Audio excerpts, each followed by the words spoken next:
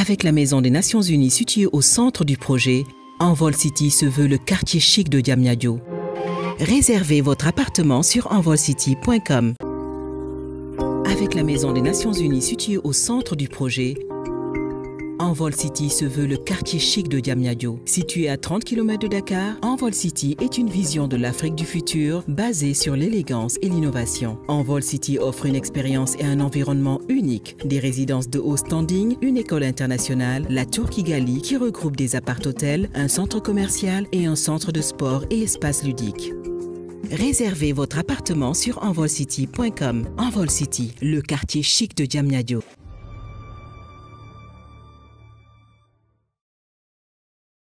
Alors, moi, je suis Roger Fermon Sala. Je suis sénégalais d'origine togolaise et ghanéenne. Judo fi, magé fi, nek acteur de cinéma et de série. En même temps, je fais des voix, modèle photo et voilà. Directeur artistique aussi à Calista Production. Alors, mon principe là, c'est la prière, madame le plus de la deuxième chose, c'est la famille. Et la troisième chose, c'est le travail. Je crois à une chose, moi, il faut fixer des objectifs dans la vie. Tu te dis que l'île bug, après, c'est fait pour toi. Parce que nous avons une affaire, mais nous avons fait affaire pour toi. Par exemple, le cinéma, mais est-ce que le cinéma, c'est fait pour moi? te loolu nan nga koy xamee mooy ci durée bi ak li ngay doxalee ci mbir bi ak avancement bi nga am si liggéey boobu ngay mën a xam ba xam mbir mi pour man la wala nekku ci nit toujours sooy dugg ci mbir da ngay xool ba xam mbir mi suñu borom fii la ma bëgg parce que comme on dit le travail est une bénédiction et le Seigneur il bénit à travers le travail donc suñu borom su dee fii la bëgg nga xam ne ni yaa ngi fii pour suñu borom nekkaloo fi sa bopp donc voilà man loolu laa gëm daal. Pour moi, chaque personnage avec lui, ça veut dire quoi? Ça veut dire que le rôle que tu joué dans le film, la préparation que tu as fait, mënul bokk ak rôle que tu as fait, la préparation que tu as fait. Parce que le rôle est beaucoup. La production est la réalité, le rôle est avec lui. Donc, moi je prends toujours le temps de voir c'est quoi le personnage, tout en discutant bien sûr avec le scénariste, avec le réalisateur, pour une vision. Petit personnage avec petit projet bi et de là comment je travaille mes personnages c'est damay teg les similitudes maanaam li ma méngoo ak sama personnage moom laay teg xool lan la ma développé ko teg tamit lan mooy différence bi ma am ak sama personnage les différences ma travaille c'est-à-dire la nga xam ne bokkuñu ko je le travaille davantage. Si je prends un petit exemple par rapport ak man ak Sandiéry il est chef d'entreprise man je suis pas chef d'entreprise. Sandiéry il est marié Roger il est pas marié. Donc tu vois, c'est des petites différences et qui te permettront de développer ce personnage pour approfondir. Pour que comme ça, que les gens ne voient pas Roger, mais ils voient plutôt Sandiéry. Pourquoi peur? Parce que Roger m'a donné lire d'abord. Parce que tout le temps, si je me dis projet, damay xool man na laa koy yégee ba pare parce que man foog ma am yëg-yëg ci mbir balaa ma ciy dugg parce que pour man li yëg-yëg lu am importance donc j'ai eu d'abord une peur ba ma liree xool évolution personnage bi diw infertilité ak fekk ma ne mais saa yi lii moom doy na waare parce que man sama dund Roger musuma xalaat loolu musuma toog ba ne si su doon man mënuma am doom nan lay demee genre ça m'est jamais traversé l'esprit en fait du coup il y a eu cette peur d'abord puis après il y a le regard de l'acteur par rapport au projet c'est-à-dire xam nga gis-gis bu acteur bi di am ci projet au fur et à mesure que ma koy lire je suis tombé amoureux du projet je vais être très franc aujourd'hui le projet Yaay 2.0 surtout le personnage de Sandiéry c'est l'un de mes personnages que je vais qualifier phare yoo xamante ne tey marqué nañu ma sama carrière pour le moment donc il y a eu cette peur puis après il y a eu une incompréhension je me suis dit pourquoi en tant qu'être humain yenn mbir yi duñu dal après tu te rends compte que on n'a pas le monopole de toutes les choses dans notre vie tey lu ñu xam mooy li ma xam mooy li ma nekk di def ak yow nii maanaam waxtaan bi mais xaw ma lan mooy xew après. Je fais des projets parce que je suis engagé parce que j'ai envie de porter des histoires de raconter des choses de changer les choses d'inspirer les gens que ñii bu ñu may seetaan di gis juste Rouge ay yow man waa ji mën na jouer aar na trop fan naa ko mais plutôt li may def ba xam mu ngi yegg seen xol yi ba xam mu ngi changer seen i dund ba xam am na lu muy changer société bi wala ci àdduna bi en général quoi.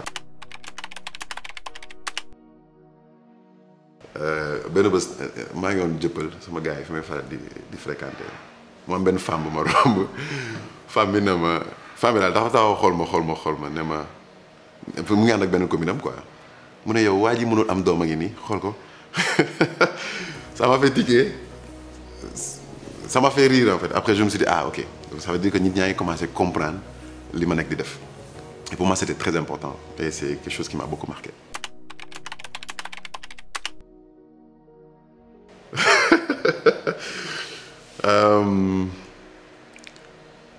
defe naa Habib peut-être Habib ouais. Habib oh là là man séquence sax mu xool voilà mooy peut-être bu muy ñëw di baalu si Rella ak grand bu weex bi ak ñoom seen dugg ak cadeau bi ñëw ne ko mu ñëw toog ndeysaan ak regard bi fekk jox na ko cadeau bi après di xool réaction kii nii Rella nankaan nii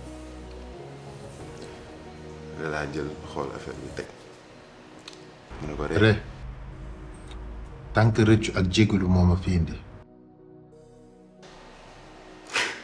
Voilà, je vais pas continuer.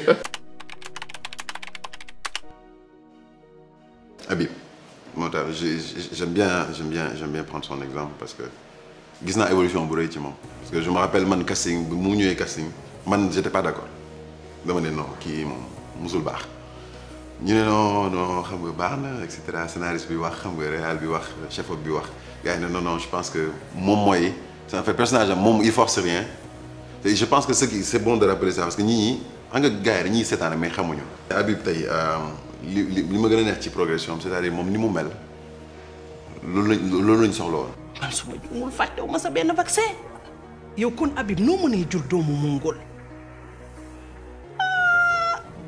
man daal ndey kumba man jommi naa man.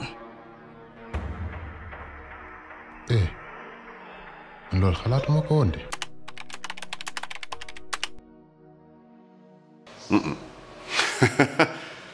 C'est très dur. C'est très dur parce que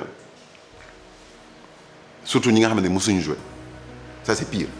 Pourquoi c'est pire? Parce que enfin pas pire parce que xam nga gis-gis yi bokkul mais pour moi c'est très dur, c'est très difficile parce que yow da ngay jàpp yow ni nga mel noonu la ñëpp war a mel. Tu te retrouves à war a gérer ay émotions ay humeur nit xam nga war a xam ne ni da nga leen di jàppale dafa am loo leen war a dugal loo leen war a jox ñoom ñu war ko jël dafa am tam noo koy defee ak noo leen koy joxe c'était très dur mais alhamdulilah on l'a fait. mais li ci gënoon métti mooy côté émotion yi noo koy gën a liggéey parce que tey projet bu mel ni yaay nga xamante ne émotion yi bëri na ci et cetera c'était très compliqué nit ki mën a comprendre ba dugg ci émotion bi. C'est le meilleur élève Dibor. J'hésite même pas. Qui... non, man awma élève yu nul de. Non, j'ai pas d'élève nul. nan laa koy waxee ne jëkkëram mënul am doom. waaye yow nga defe ne moom yëgul ne jëkkër ji mënul am doom. bu ko xamoon ma yëg ko. Dibor sëy dafa bari ay rukk boo demee yëg na bu yàgg ne jëkkër ji mënul am doom mu toog di ko muñaale ngir suturaal jëkkëram xam naa li ma la wax de. Kala xamul ni Sanjay di mënul am doom. waaw dëgër bopp. soo xam ne non dégg naa la waaw dégg naa li nga wax mais yàlla xam na ni dégg na la day dof mais wax nga da lay wax loo moom c'est que moom wax loo la da koy neex. da ngay takk ñaareel baa nga ñàkk. yaa lay wax ni. amoo dara loo ci décidé ma ne da ngay takk ñaareel.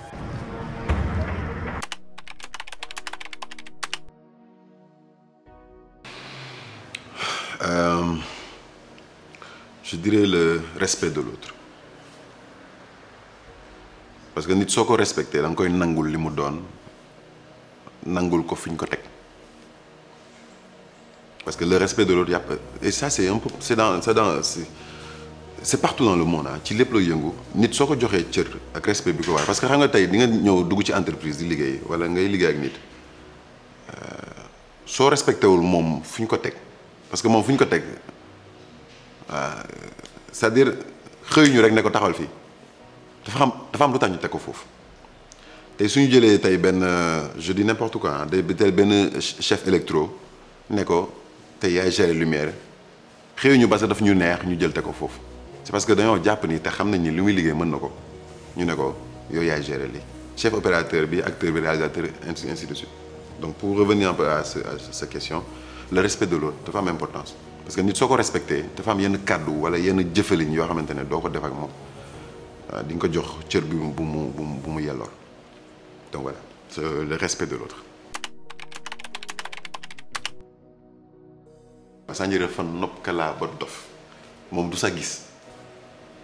waaw loolu moom waaw loolu ci liggéey ba ma doon liggéey ak Sanjiri wax naa ko nee naa ko sëñ bi xale bi foog mu bare ci yow xam nag noo koy defee sa charisme bi ak sa xam nga attitude bi voix bi ak ñoom seen waxin bi ak xool bi nga koy xool sax dafa am importance parce que xam nga li doy waar ci personnage boo xamante ne da nga war a nobante foog acteur bi nga war a sekkal loolu mu valider la ba pare te dafa am noo koy defee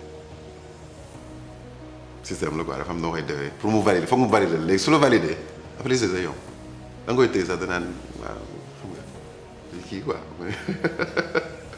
En parlant de meilleure vie. moom envie sàcc la yóbbu la vacances ñu def leen. boobaa ma jënd ay maillot interdit moins de 18 ans. oui ma fair play nag. nekkuñu zone neutre jàpp si nit kese la. Je ne sais pas comment les choses se passent en interne chez vous. J'ai besoin qu'on fasse un enfant à ma femme.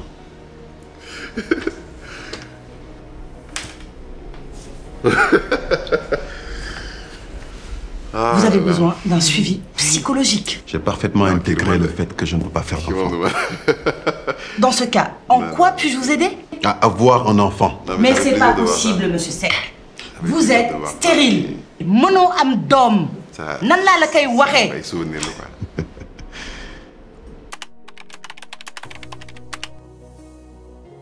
da ngay gis ni carrément que entreprise boo xam ne dafa am vision dafa am fu mu bëgg yegg te si je reprends un peu tey benn passage wu série bi mooy fi may expliquer une dame là di ko wax ni maison des Nations Unies. c'est des locaux yoo xamante nañ ko tabax spécialement c'est des bureaux pour les entreprises en même temps amay appartement yoo xamante mën nañ fa loger.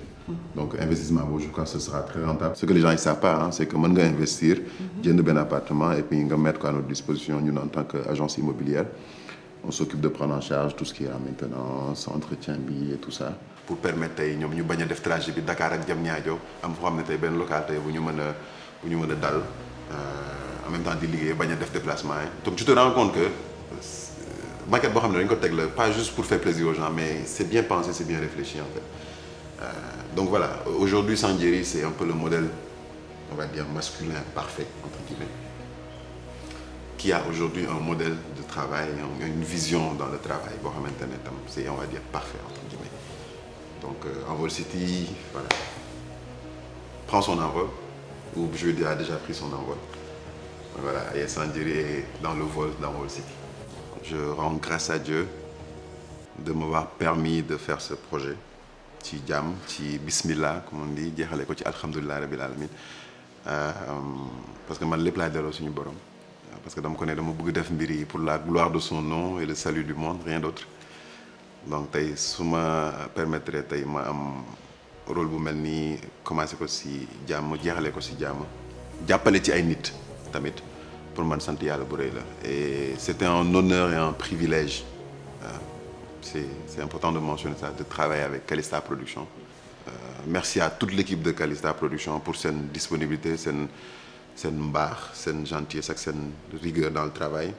di jégalu équipe bi yëpp ak peut-être sénégalais ak ku mu mënti doon peut-être jot naa ji ay kàddu yu ma des kàddu yoo xam ne offensant wala ñoo xam ne jot naa leen blessé sans pour autant faire attention parce que nit day juum maa ngi jégalu bu baax a baax et voilà